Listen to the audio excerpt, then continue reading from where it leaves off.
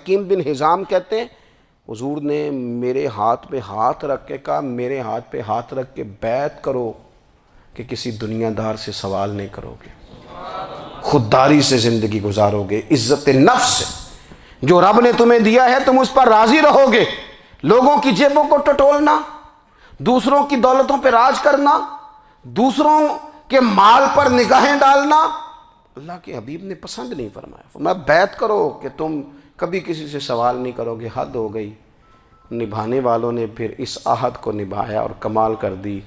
حضرت حکیم بن حزام گھوڑے پہ بیٹھے تھے، ہاتھ میں درہ تھا، وہ زمین پہ گر گیا، قریب غلام کھڑا تھا، حضرت حکیم بن حزام خود گھوڑے سے اترے، درہ اٹھایا، دوبارہ گھوڑے پہ بیٹھے۔ غلام عرض کرنے لگا حضور مجھے بتا دیتے میں اٹھا کے دے دیتا۔ آنکھیں چمک اٹھیں، فرمانے لگے کیسے بتا دیتا، اپنے رسول سے وعدہ کیا ہے کبھی کسی